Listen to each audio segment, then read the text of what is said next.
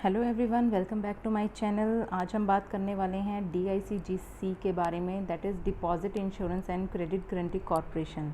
This is the subsidiary of the reserve bank of India.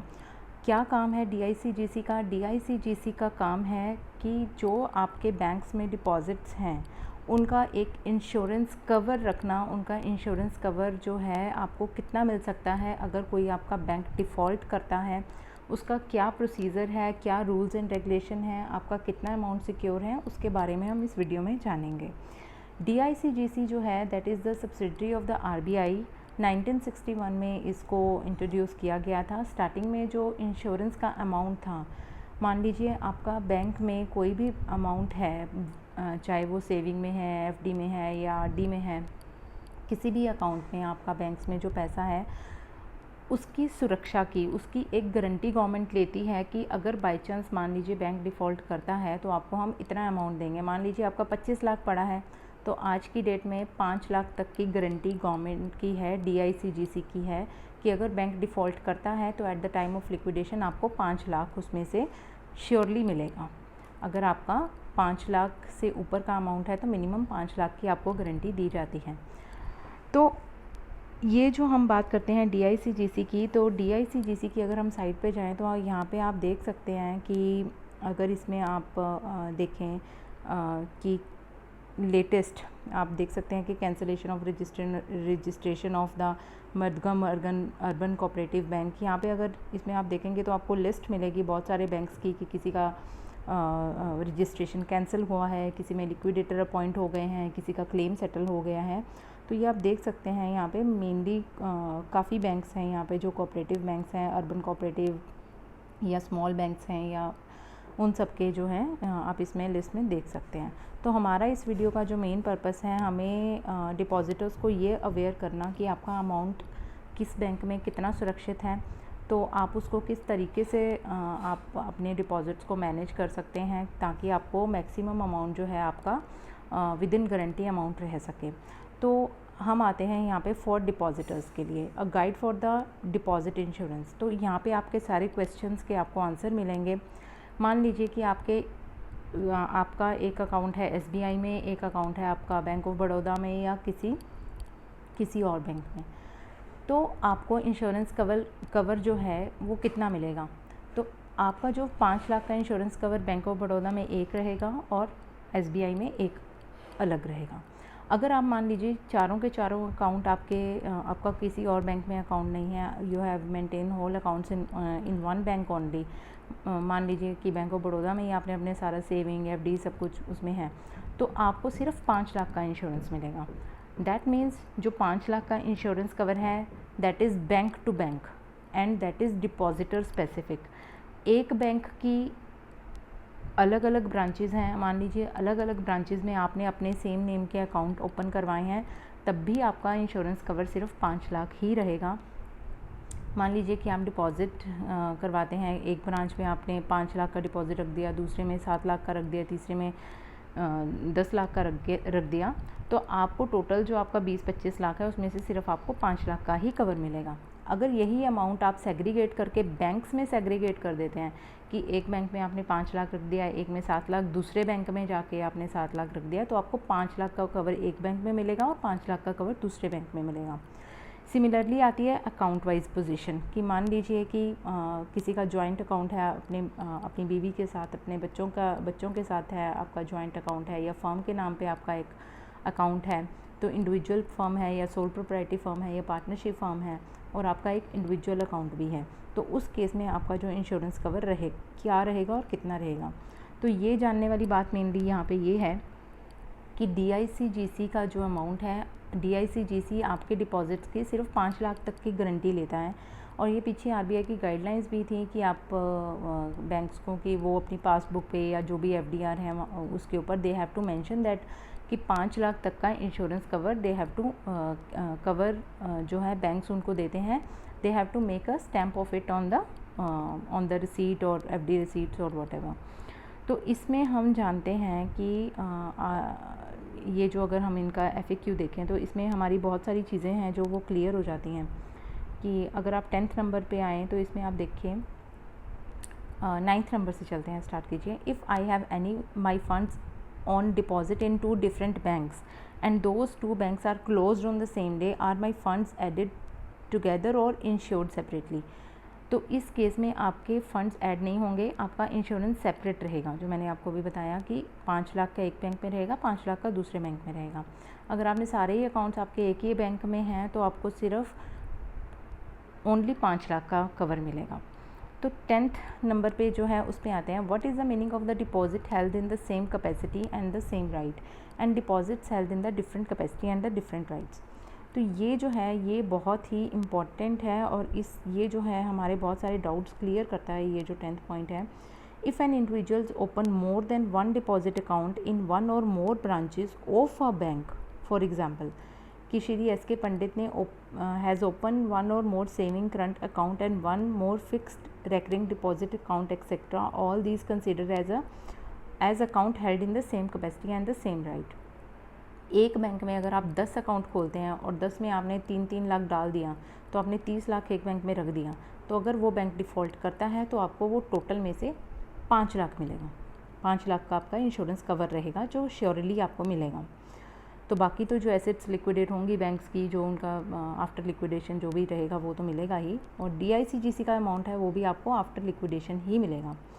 तो इसमें जो है बहुत सारे पॉइंट्स इन्होंने क्लियर किए हैं कि Shri S K Pandit also opens other deposit account in his capacity as a partner of firm or guardian of a minor or director of the company or the trustee or the trust or a joint account, say with his wife Shrimati K.A. Pandit in one more branch of the bank, then such accounts are considered as held in a different capacity and different rights। अगर मान लीजिए कि जो mister A है उसने एक account अपने नाम पे सेविंग अकाउंट खोला, उस पर उसने 8 लाख डिपॉजिट किया। दूसरा अकाउंट उसने अपनी स्पाउस के साथ ओपन किया, जॉइंट अकाउंट, तो उसमें उसने मान लीजिए कि 10 लाख डिपॉजिट किया, तो उसको उस अकाउंट को अलग माना जाएगा और जो उसका अपना सेविंग अकाउंट है उसको अलग माना जाएगा। तो उसको उस केस में 10 लाख का उसको कवर रहेगा।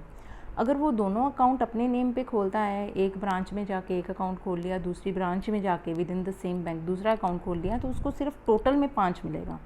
अगर यही वो एज अ फर्म के डायरेक्टर के बेसिस पे उसने एक अकाउंट खोला, एज अ फर्म का अकाउंट खोला, पार्टनरशिप फर्म का लगा लीजिए, या कंपनी का एज ए डायरेक्टर अकाउंट उसने ओपन किया है, और एक उसका अपना पर्सनल अकाउंट है, सेविंग अकाउंट है, तो उनको सेपरेट माना जाएगा, उसको सेम कैपेसिटी में नहीं माना जाएगा।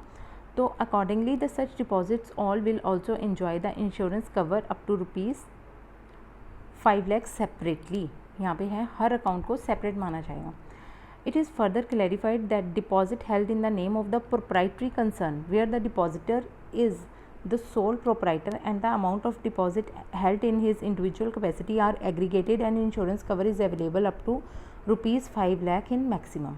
तो ये बहुत इंपॉर्टेंट है। मान लीजिए कि किसी की एक प्रोप्राइटरशिप फर्म है, मान लीजिए मिस्टर ए हैं, उनकी एक प्रोप्राइटरशिप फर्म है कि XYZ के नाम से उन्होंने एक फर्म ओपन किया, वो प्रोप्राइटरशिप फर्म है। तो ए का जो अपना सेविंग अकाउंट है उसमें उनके 5-7 लाख पड़े हैं, और जो उनका जो प्रोप्राइटरशिप कंसर्न का अकाउंट है उसमें उनके 10 लाख पड़े हैं, तो टोटल उनको 5 लाख का कवर मिलेगा। उस केस में उसको सेपरेट नहीं मानेंगे। अगर यहीं पे ये उसकी कोई पार्टनरशिप फर्म होती तो उस केस में उसको सेपरेट अकाउंट मानते। तो ये जो है इसकी एग्जांपल्स दी हैं। आगे एक बहुत इंपॉर्टेंट पॉइंट है जो बहुत लोगों की कन्फ्यूजन रहती है, वो ये पॉइंट, ये जो पैराग्राफ है वो क्लियर करता है। Deposit held in the joint accounts. बहुत से लोग होते हैं कि उन्होंने अपने बीवी बच्चों के नाम के साथ जॉइंट अकाउंट ओपन करते हैं, या as a guardian account open करते हैं, या अपना एक सेपरेट अकाउंट रखते हैं, एक अकाउंट स्पाउस के साथ होता है। तो उस केस में क्या सिचुएशन रहेगी? ऐसा तो नहीं है कि सबको मिला के सिर्फ 5 लाख दे के बैंक बोलेगा कि नहीं आपका सब कवर 5 लाख तक का था। तो उस चीज़ को इन्होंने यहाँ क्लैरिफाई किया है। देखिए, if more than one deposit account saving, current, recurring और फिक्स डिपॉजिट, कुछ भी नाम दीजिए, कोई भी आपका अकाउंट है, are jointly held by the individual in 1 और more branches of the bank, say 3 individuals A, B and C hold more than one joint deposit account in which their names appear in the same order, then all these three accounts considered as held in the same capacity and the same right. मान लीजिए कि mister A ने same bank की अलग अलग branches में account open किया और उसका जो ऑर्डर था कि मतलब मिस्टर ए ने अपना नाम फर्स्ट रखा, सेकंड में अपनी वाइफ का नाम रखा, थर्ड में अपने बेटे का नाम रखा ABC, सभी अकाउंट्स में उसने सेम ऑर्डर रखा ABC, तो उस केस में सिर्फ उसको 5 लाख तक का कवर रहेगा। अगर यही अकाउंट वो डिफरेंट ब्रांचेस में खोलता या सेम ब्रांच में खोलता but with the different order open करता है, लाइक आप नेक्स्ट पैराग्राफ में दीजिए, if the individual open more than one joint account in which their names are not in the same order, अगर उनका नेम सेम ऑर्डर नहीं होता, like किसी में स्पाउस का फर्स्ट नेम कर देता, अपना सेकंड नेम पे रख देता, और किसी में जो है जो थर्ड पर्सन है उसका फर्स्ट नेम करता, अपना थर्ड पे रखता, तो उस केस में हर अकाउंट में उसको सेपरेट कवर मिल सकता है। तो ये जो पैराग्राफ है यही क्लैरिफाई करता है, इसको हम we will read out this. However if the individual open more than one joint account in which their names are not in same order, for example A, B and C, C, B and A, C, A and B, A, C and B। मान लीजिए उसने 4 joint account open किए इस नाम से, मतलब first name change है हर अकाउंट में देखिए, और the group of the person are different, से मान लीजिए कि किसी में ABC के साथ अकाउंट ओपन कर लिया, किसी में अकाउंट ओपन कर लिया A, B एंड D के साथ ओपन कर लिया, then deposit held in these joint accounts are considered as held in the different capacity and the different rights. Accordingly, the insurance cover will be available separately up to ₹5 lakh for every such joint account where the name appearing in the different order and the names are different. अगर उनका जो names का order है वो different है तो हर account eligible रहेगा 5 लाख तक के कवर के लिए।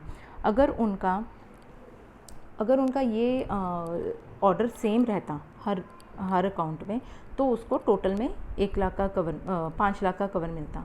तो ये आई थिंक ये बहुत ही इंपॉर्टेंट पॉइंट है जिसको हम लोग मिस आउट करते हैं। तो दिस इज़ अ वेरी हम जब भी अकाउंट ओपन करवाने जाएं किसी भी बैंक अकाउंट में, इवन नाउ आप PSU बैंक अगर आप कहें कि हाँ अभी हेल्दी पोजीशन है, इट इज़ गुड कि बैंक्स का पोजीशन ठीक रहे, बैंक्स हेल्दी रहें, तो it is good for the depositors. But while opening the accounts when we are going to open the account with for our family and then, तो हमें इन चीज़ों का ध्यान रखना चाहिए कि हम इस ऑर्डर में ओपन करें कि कल को हमें बहुत ज़्यादा दिक्कत ना आए। तो ये है, इन्होंने एग्जांपल्स भी दे रखी हैं कि इस अकाउंट को कैसे कैसे ओपन कर सकते हैं। तो इसमें FAQ जो है ये बहुत इम्पॉर्टेंट है सबकी नॉलेज के लिए। इसमें हम आगे बढ़ते हैं। Are the deposit in the different bank separately insured, अगर मान लीजिए कि किसी का 5 बैंक्स में अकाउंट है तो सेपरेट कवर मिलेगा उसको? येस, सेपरेट कवर हर बैंक में 5-5 लाख का मिलेगा। Can the deposit insurance be increase by depositing the fund into the several different accounts at all the same time? All the funds held in the same type of the ownership at the same bank are added together।